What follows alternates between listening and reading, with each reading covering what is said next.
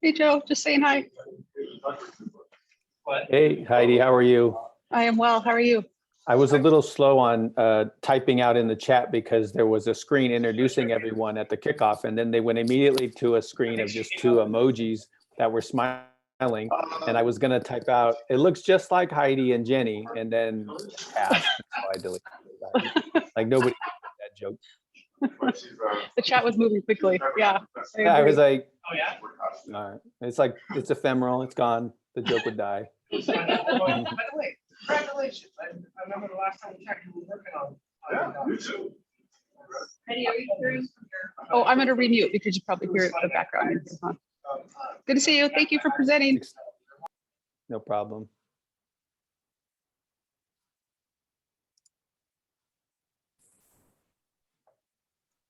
Hello, everyone who's joining us.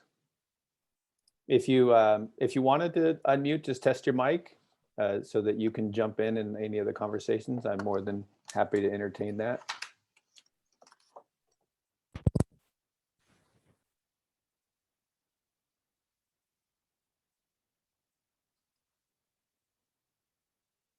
I don't know if Mike, you're trying to say something, but I couldn't quite hear if I saw your square lit up. You look unmuted, but I can't hear you.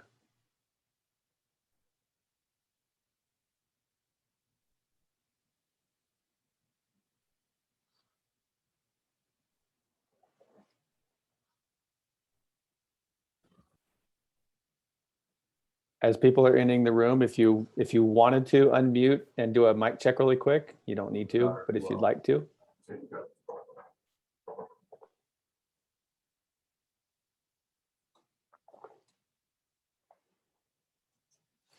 All right, it's after 10:30. We'll get started. So I by no means am the expert on this topic. I stand on the shoulders of others who have inspired me over the years.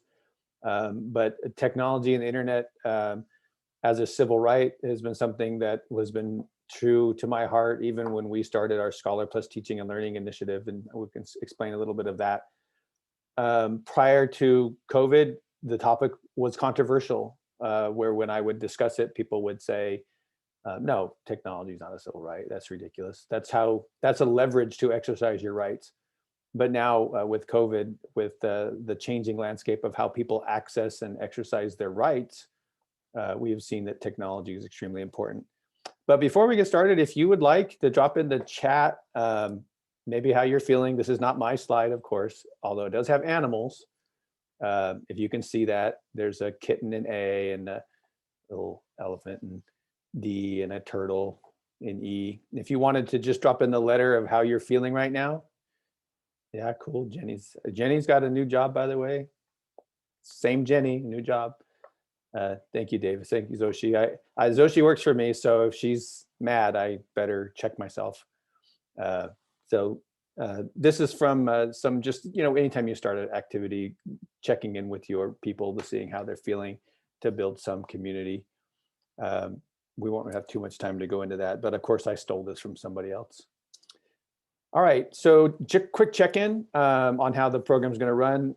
We're going to kind of do how are you doing? I'll do a brief introduction. We're going to preview the roundtable questions at the end of where we're going to kind of learn from each other. So if you're prepared to speak or to chat, be prepared to do that because we're solutions-based and learning from each other. In order to provide background, I'm going to provide some statistics. I'm going to provide some solutions. I'm going to want to have a discussion because the topic is technology and internet access to civil right, a discussion of what we understand our civil rights are. And then the next part of that would be civic participation. And we'll cover a little quote about, what it is to be a full participant in our society. So not just having the rights, not as a state of being free, but the state of acting free. And then we'll go to the roundtable questions again. So the preview of the questions before we get there is back in 2010 when I was reading the National Ed Tech Plan. This quote came out basically that said that sure, every student and teacher had a device to use in and out of school, for instance, for all the stuff that we're doing now. So this 2010 National Ed Tech Executive Summary basically gave us our marching orders in 2010. So what we did during COVID, really, people say that was a surprise. Well, it really shouldn't have been a surprise to us, because this was our marching order in 2010. And it's sort of the impetus of how we created Scholar Plus here, was like, yeah, that's exactly what we need to do. And for us on our Scholar Plus Teaching and Learning Initiative, one of the final desired outcomes, not in order of importance, but just the last one in order, would be that we provide equitable access to learning experiences for all students. And of course, during this distance learning and prior to that crisis learning, we saw how it affected our students. And so for the topic of this conversation, how it affected our families, and how it affected our families for exercising their rights as a citizen without access to technology. And so it was pretty much how our Scholar Plus Teaching and Learning plan started. So let's see, a preview of the questions. Let's keep these in mind so we can learn from each other. What infrastructure investments have you done to bring technology to your internet to your students and families? A little preview. What have you done to provide equitable access to technology? So a little different than just the first question, but we will go into detail. And then the last part of this would be, how are we educating our families to navigate today's world? So a little preview of us talking and chatting, learning from each other here at the end of the presentation. So one of my heroes is Congressman John Lewis, who's no longer with us. And so he had said that if internet access is a civil rights issue, if we had internet access during the movement, we could have done much more to bring the people together from around the country to organize work for the beloved community. And we can kind of see now, for good, for better or for worse, how access to technology and social media can amplify, can get your voice out there, but it also can amplify the voices that are giving disinformation. So it's extremely important that that we recognize that this is how we exercise our rights. So hopefully I didn't skip the next page. All right, so a little bit of statistics to background us. The organizations and the federal and state organizations that gather data for access to technology and access to Wi-Fi and broadband, they were bleak, and they've been bleak. And it basically should be no surprise that our students who are lower socioeconomic do not have access to technology. School-age students, younger age students, all the way through. And one of the most important things about this data is, in all those reports, it usually has a caveat that says our data is terrible. Forecasting on the federal government is kind of wholly inaccurate sometimes, because they just didn't have a way of collecting data. And the new Department of Education Ed Tech does it have as a goal to collect better data. But as you can see by this data, that we knew this before COVID. We knew that our students were not having access to technology and the internet. So when we break it down a little bit further by those reports, some other demographics about school-age children, and we show that they also, it's what we saw. It's what we see here in Riverside County, Paris Union, Menifee, Paris Elementary, Nuevo, Moreno Valley, all the way up to the high desert. We're seeing that our families did not have access to this vital resource at home. And when we switched to distance learning, that was extremely important that we get that out. And to tie in, because we are talking about education, to tie in that access to, if these families did not have access to technology for learning, they definitely didn't have access to technology for exercising their civil rights. And the caveat again also is that the reporting that we get from these institutes are inaccurate with the mapping, inaccurate with that last mile of connectivity to areas that are hard to reach, and are inaccurate because some of the populations of students, of parents and families are not reporting in because they don't have access to technology to report in. So those are some of the statistics. Some recent statistics. One of them, if you look at the Common Sense Media report that came out, I think during COVID or pre-COVID, basically said, 15 million of 0.7 million students lacked adequate connectivity, and 9 million of those students lacked both internet and devices nationwide. And that was, you know, when districts had stepped up to solve the problem, we were still lacking as a nation in providing families access. And then the other part of this is, and we'll chat a little bit about solutions, is that some solutions were that districts were relying, or families were relying on parents with smartphones to provide like a hotspot and a data plan. And, you know, I would argue that's not a solution, that's just a stopgap. However, there's a large number, nearly a quarter of Americans who earn less than $30,000 do not have a smartphone with a data plan or a hotspot. So those are those last, you know, 3 slides were showing sort of the state of access to technology pre-COVID, during COVID, and then coming out of this. We're still in that same boat. So it was bleak, although our school districts, I know, did great work. I know we'd worked outside of our mandate, and all the districts here that are attending this ed camp, by providing access to families that's sort of well without the boundaries of our mandate as a public institution, but we're doing it. It's time for the government to step up and make sure that they get families connected. So we were working on solutions for those of you that are tech directors or in other student services capacity. When COVID first hit, the FCC had a pledge, and right when it hit, internet service providers would not terminate due to inability to pay. They were waiving late fees, and when it first started, they gave broadband to families for 60 days. There were a lot of barriers to that, a lot of language barriers to that, a lot of barriers because families who had a failure to pay on that account in the past were not given access.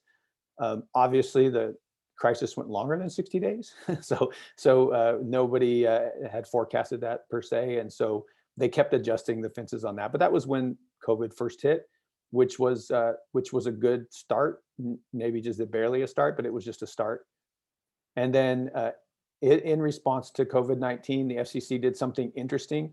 For those of you that fill out E-rate stuff, you know, there's a lot of guidelines on what we have to do with E-rate. And we couldn't ever, you know, accept quote unquote gifts from vendors because that would seem that they were trying to buy us off. But E-rate changed that a little bit because they weren't necessarily giving us a benefit. It was things that they could give that would immediately go to our families. And that was an interesting solution. And many providers stepped up. I won't go into names, but they did step up. And then they relaxed the rules about Lifeline on how you can get discounted phone service.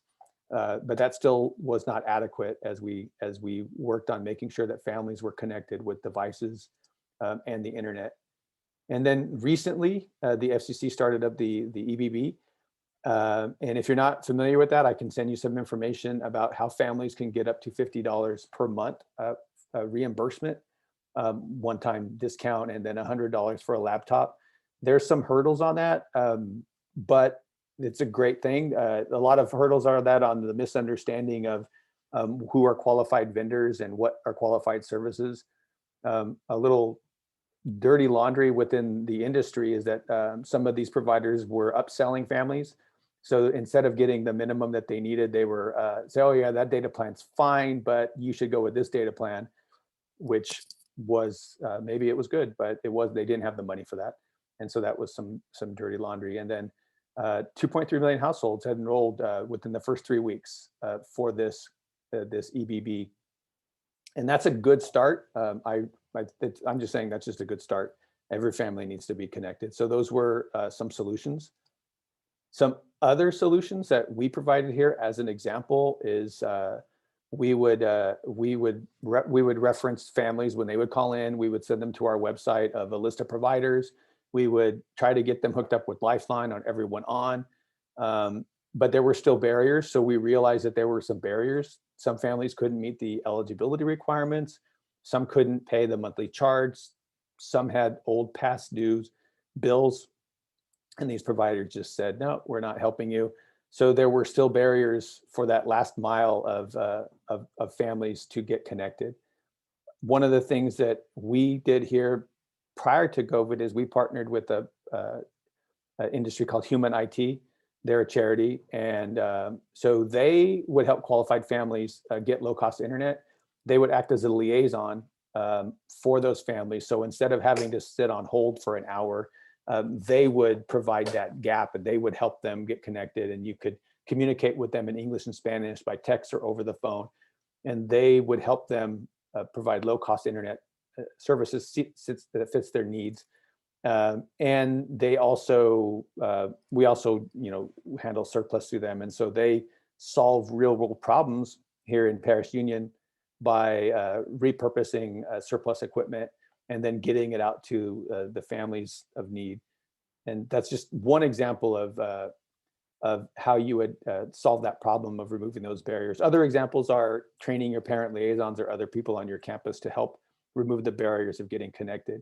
And what we found was, and it shouldn't be a surprise, that the hotspot or other means that we were getting technology to families, that wasn't a solution. The best solution is a stable connection to the household, rather than, it's great that they put Wi-Fi on buses and park them near places of residences, but eventually those batteries die and it's not a complete connection. They have to drive the buses off. They can't leave the buses running.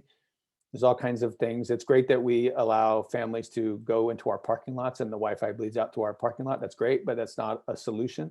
Hotspots are great, but that's not a solution. The solution should be getting families connected with a stable connection.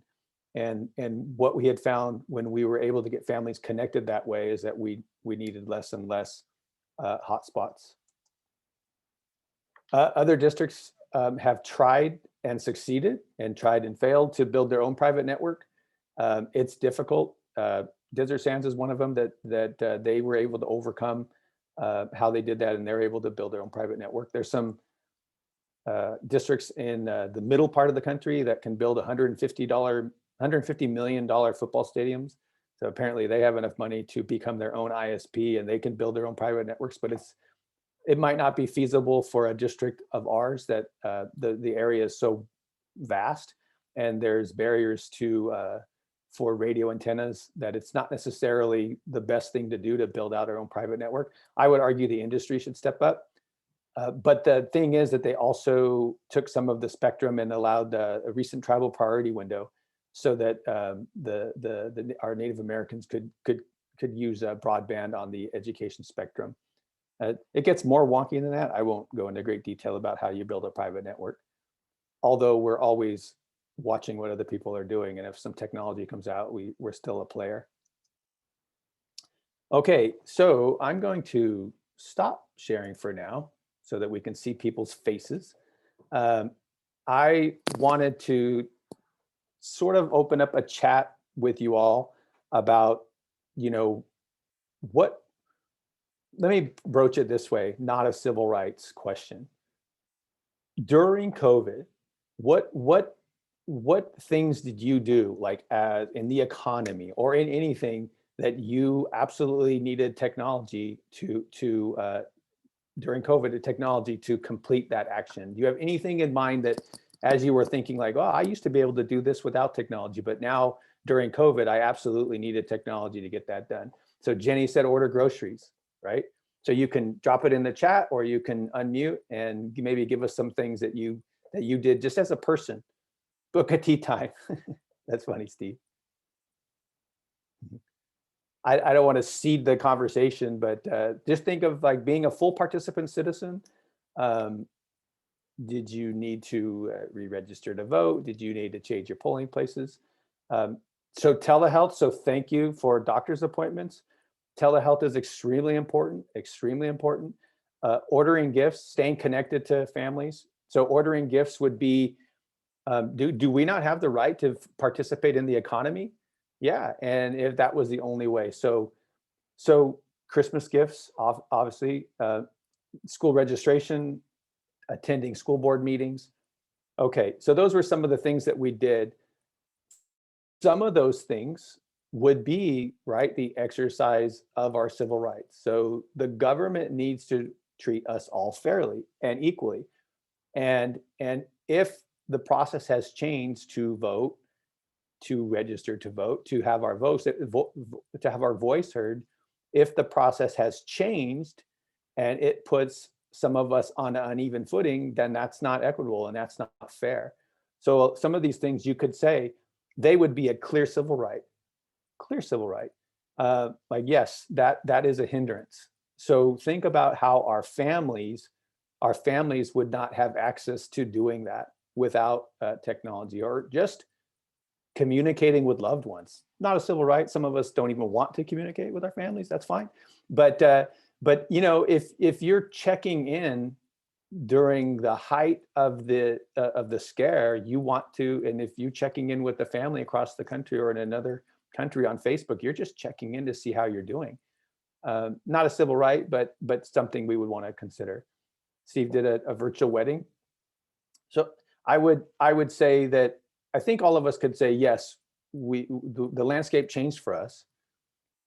And many of those things that we would be exercising our civil rights would be hindered. So the next part is I wanted to talk about, let me switch over because I forgot what the topic was. All right, so civil rights. Let me kind of back this up. We know as our school districts, we provided technology to our students, we provided internet access to our students, and we also know from experience that for sometimes that was the first device that family had. So we weren't just providing devices for our students, we were providing devices for families. It was I did not care if families were using the student Chromebook to file their taxes. I would tell the students, you know, please don't save that information that could be, or please be careful with the information. And I knew that families were using our technology because that was the first device that they had in the house to exercise their civil rights. But what I would say is, let's go a little further than just my rights. Let's go a little further and let's talk about civic participation. So there's a quote from, again, from John Lewis, and he said, "We must accept one central truth and responsibility as participants in democracy." So a full participatory democracy. Freedom is not a state. You can't just say, I'm free. Freedom is an act. It is an enchanted garden perched on a high distant plateau where we can finally sit down and rest. Freedom is the continuous action we must all take, and each generation must do their part.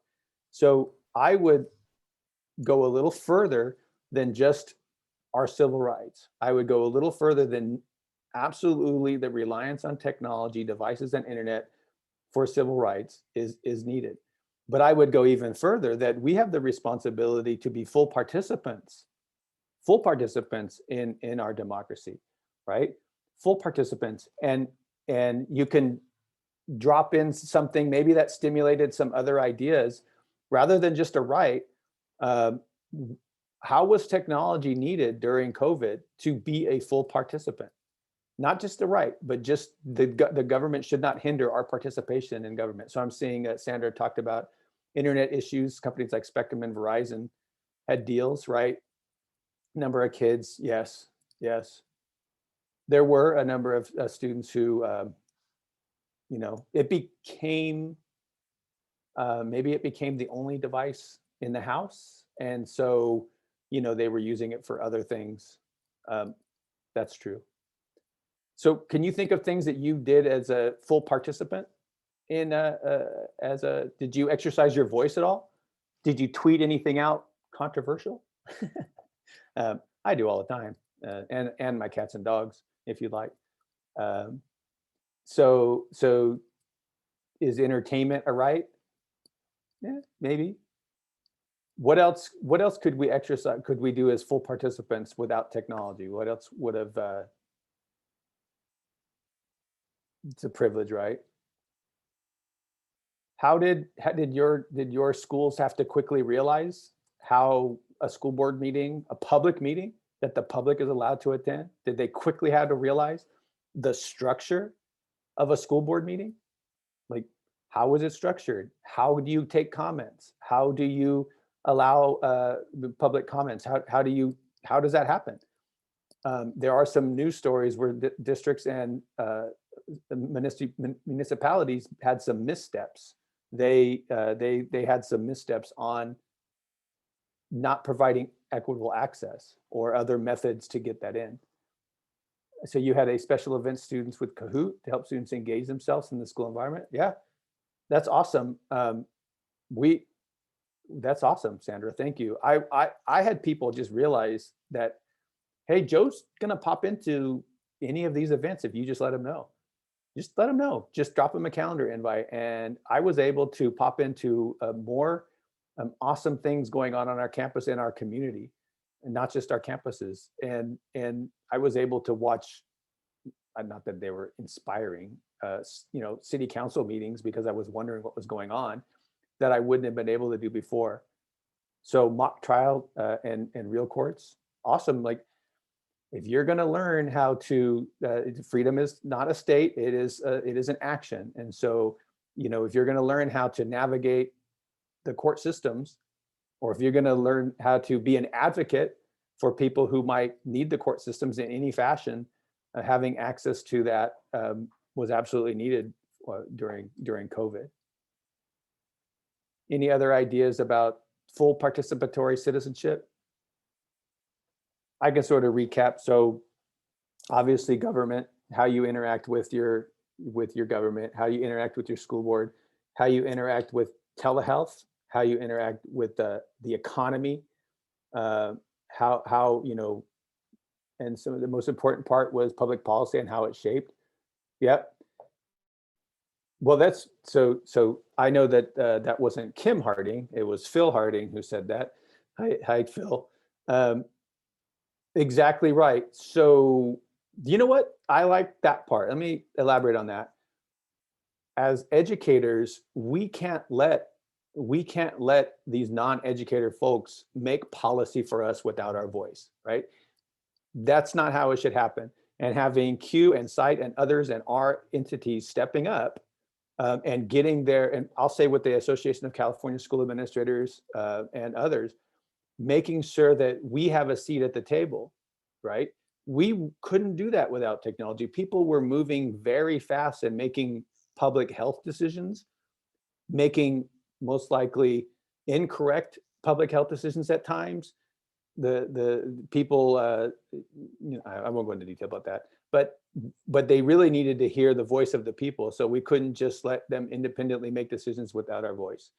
Do not forget the IT staff, the unsung heroes who just, when we switched on a dime from having everybody on campus to nobody on campus, how we do that. Absolutely, Steve, free and public education.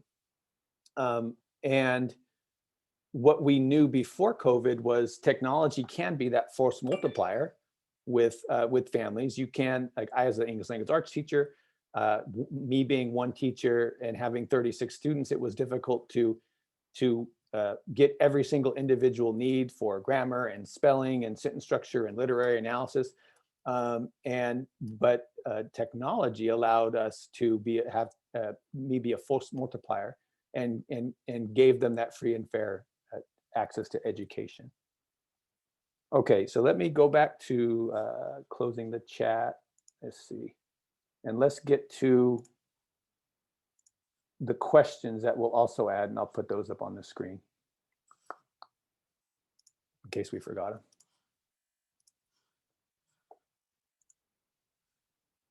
All right. And can you see these questions and not anything else? I'd sure hate that my chat window was open. You're like, wow, look at this guy. He's already ordering lunch. So for our discussion and conversation, specifically for what you did in your districts, so you can drop them in chat and I'll try to read them, or you can unmute. But if you could share out, what infrastructure investments have you done to bring technology and internet to your family? So specifically, if you don't have the specific answers, you might just give general answers. But what infrastructure investments did you make? So endpoint devices, thank you, David. And then how they were getting connected, your district did that. Any other types of investments that you made? Yeah, so Park and Learn, Wi-Fi schooling, thanks, Jenny. Devices and hotspots on our own LTE network, that's good. And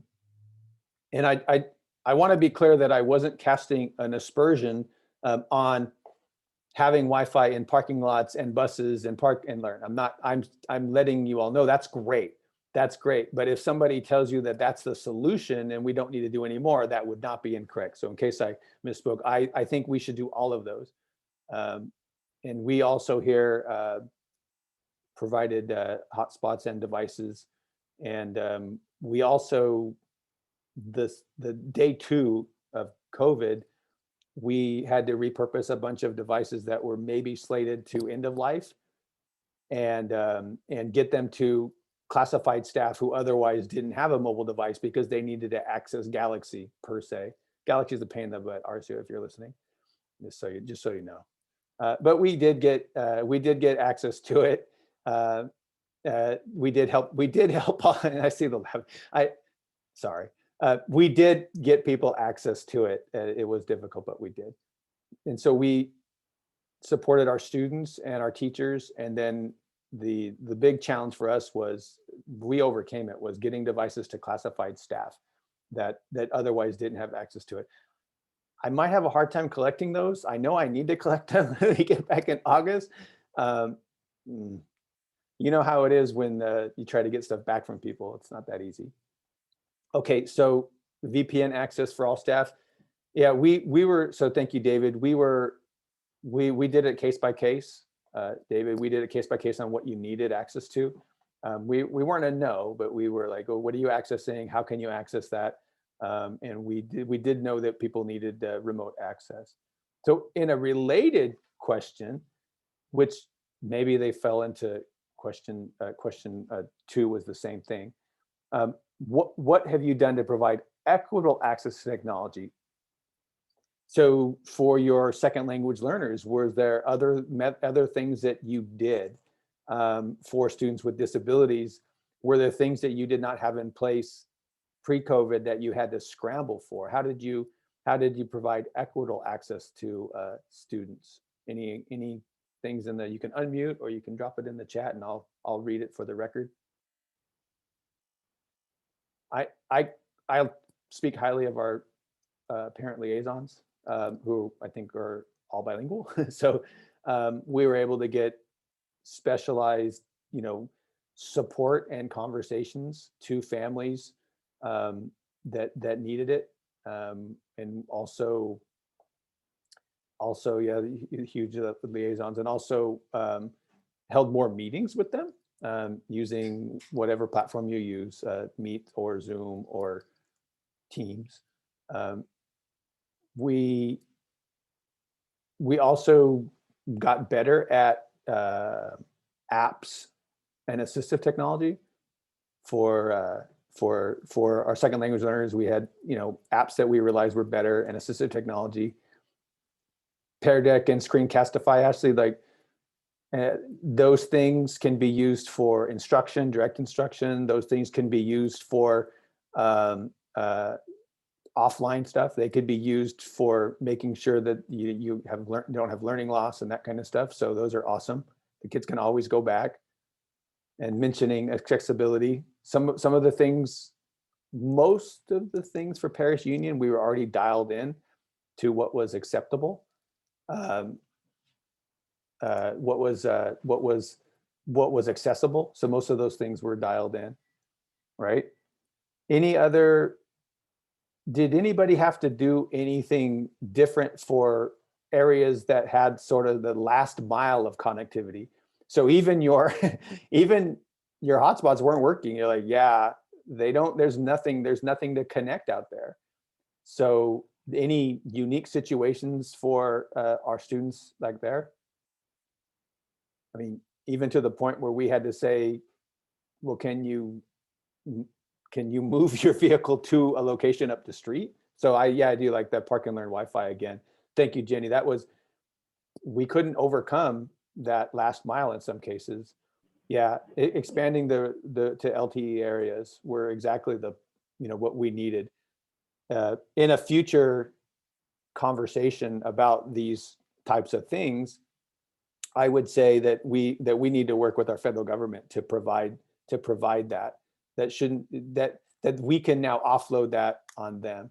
And the native lands had the hardest in our country. So what you might not know, so thank you for sharing that. What you might not know is there's a whole history in this country and in California specifically, when infrastructure was being built, that, they're laying, let's say sewer, or they're laying power or telecommunications, that these entities would stop at the reservations.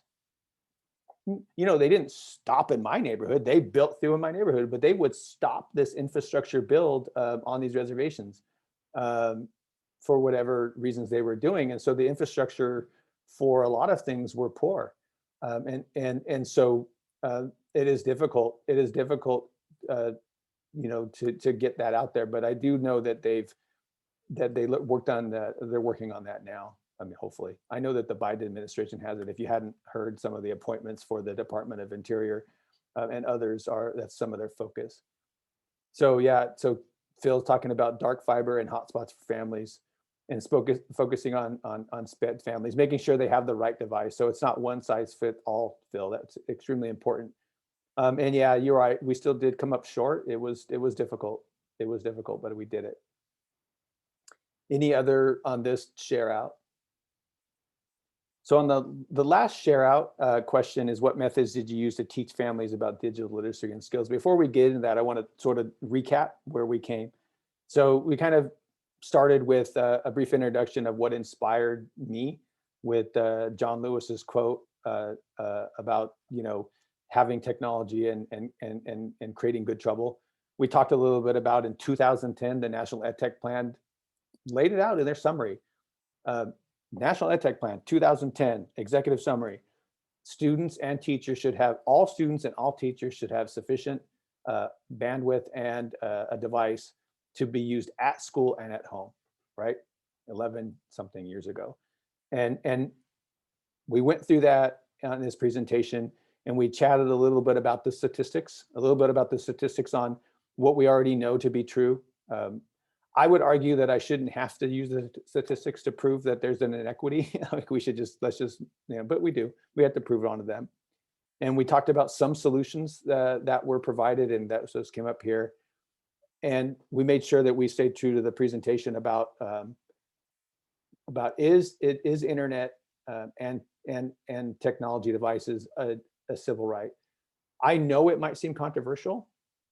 It's not controversial for me, but I think 100 years in the future, people would laugh at us and say, of course you need to be connected to the wealth of resources and data available. Of course, families need to be connected to the whole recording of human history. Of course they need that. Why does this group of population to get the wealth of that human knowledge and this population doesn't? Why does this population get access to telehealth and this population does? Why do these people get access to being full participants in a free society and these don't? Like, why is that? And remember, I did use the quote from John Lewis that freedom is not a state, it's an action, and we need to act upon it.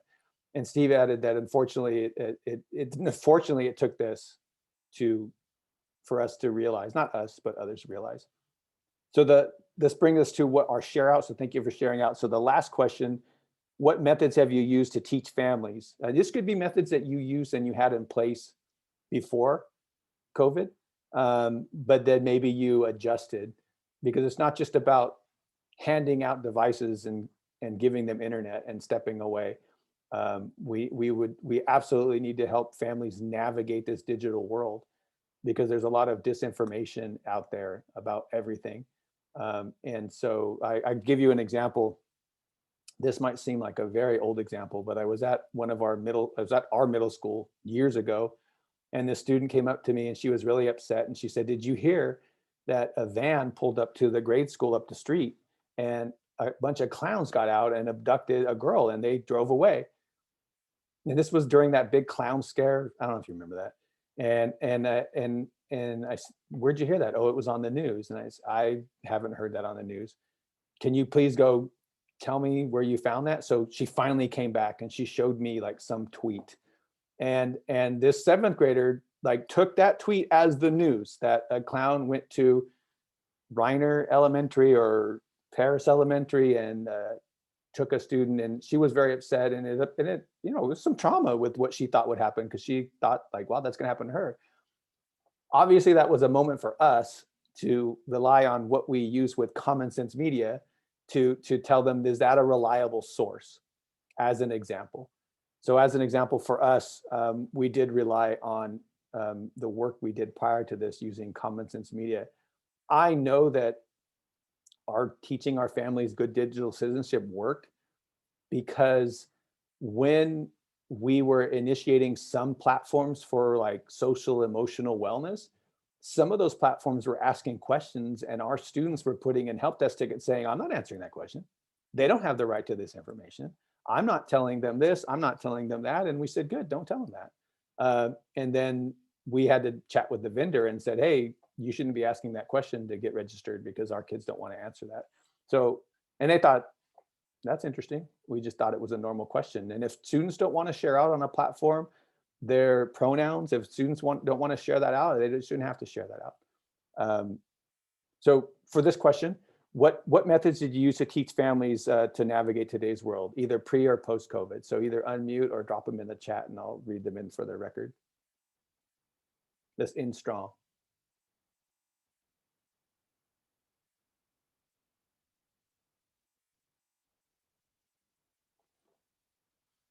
Some of them some of you mentioned your parent liaisons. We relied upon them. So thank you. Parent workshops, those were probably virtual, like you did them on whatever platform. Yeah. Common Sense Media with family engagement. We also did that. We made sure that we had that in place. I think we need to get recertified this year. Did equipping teachers with PD, Spanish and language translations. Yeah, people on using social media. That's where kind of people were getting their news, right? Was through social media. Thank you, your family literacy nights and STEAM and all that, and your migrant teachers. That was so important. Like we just, you know, we couldn't get comfortable, right? We couldn't get comfortable and just say, well, we can't really have those meetings, so let's not have them. Like we needed to pull them in. What we found is that we were getting more families engaged. What was nice was that when the district would have a meeting about that, or a principal or an assistant principal would tell me, oh, I want to have this meeting. I don't know how it's going to work. I don't know how I'm going to be able to navigate this. The parents won't have an account. The parents won't be able to log in. The answer was invite the student and have the parent sit with you. Like all the students knew how to access our technology. So we were just like made it really simple. Like if you're going to have a parent meeting, obviously use the student's Chromebook with the student's account. And what was nice when I pop in those meetings is, for better or for worse, I'm looking into their house, right? And I'm seeing the student and the parent sitting next to each other. Also loved it when the dogs and cats would come across screen and other things like that. So we would see our parents sitting down with their kids. Yeah, the APAC and the DAPAC meetings, you know, still took place and kept them involved. We pre-COVID, our tech coaches would leverage any district meeting, any site meeting. Like if you were having open house, back to school night, SIPSA, school site council, it wouldn't really matter what the meeting was.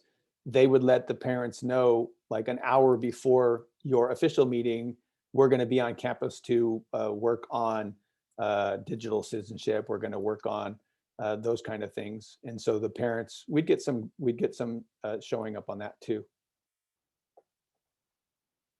So Sandra, that's entering during class time, had the option to have their camera off or on. Yeah, there was a lot of tweets going out there and opinions about cameras off and on, and some hardline answers that people had, and then some answers that I think were valid. One of the things I can tell you, switching from civil rights to instruction, is it shouldn't be a surprise that in the face-to-face classroom, our students don't want to learn from old people they don't like. All right, so there is no difference in the online environment, right? So these teachers that establish culture first before content and establish relationships before rigor, and online, that they had more participations when appropriate with the cameras on when appropriate. It wasn't a fight, it wasn't an argument, and when a student did have their camera off, it was not an issue. It just wasn't. It just wasn't an issue. So and we're a high school district, so it's a little different. And so it shouldn't be as a surprise in our face-to-face environment that students don't want to learn from old people they don't like. Students learn better from teachers they relate with, that you've built a relationship with, and then you'll get more participation. And that directly applied to cameras on and cameras off. And when the camera needed to be off, we weren't so hardline on it. We were understanding that, you know, how many of you attended a meeting and somebody who you know and well and respect is like, I am in no position to have my camera on right now. And we accept it. We're like, okay, we get it. We get it. So thank you for sharing that, Sandra. Any other ideas before we sort of wrap up about in general on these three questions? Anything that you think that we might have missed? Before I, oh yeah, that's so this is interesting, and so we are also, you know, Val Verde's right up the street from us. We're also keeping in touch with endpoints and connectivity, and what this, I said it a few times, that last mile of connectivity. So when you're kind of in a built-out urban center, there is connections, but how you get connections to that last mile in areas that are rural here, and how you get connections to the last mile that are just rural other parts of the country, and how what type of thinking does the administration's infrastructure plan need to address, so that everybody has access, not just the students in the built out areas. So I'm going to sort of wrap up with the quote I said earlier. I'll just leave it on the screen. I love this quote because if I had to think of, you know, the three tiers of our conversation, we talked about, you know, what do we consider civil rights? And some could argue, what are those? And, you know, those are still argued to this day. That's one part. These are our inalienable rights per se, and for all of us, not just a certain population. And then the other part would be, okay, yeah, I have my civil rights, but I also have the right to be a full participant in society. I have a right to be a full participant in the economy.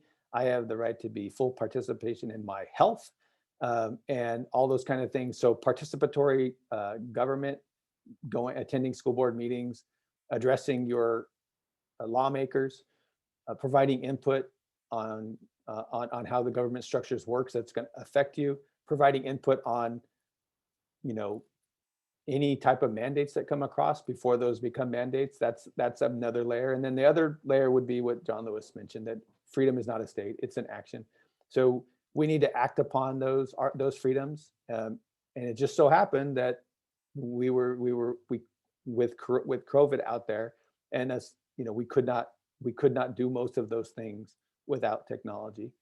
And I would argue, yes, we would absolutely need it. So if I'm alive 100 years from now and I'm laughing back at us in society saying, wow, back then, not everybody had access to the wealth of human history. You know, how did they do that? If we're all on the Star Trek Enterprise and they all had access to the logs of human history and they learned from that, what a disservice we are to have that. So thank you for attending. We got about 2 minutes left, I think, unless I got the timer off.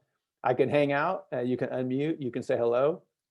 If we were face to face, I would give everybody a fist bump. I can maybe put a question out on the Twitter and you can answer it if you'd like. But thank you for jumping in on my session on that. Thank you, everybody. Thanks so much. Thank you. Thank you. No Have problem. a great afternoon. Thank you. Bye, everybody. Thanks, Joe. Bye, Jenny. Awesome as always, brother. Awesome. Thank you, Phil. See you soon. All right, brother.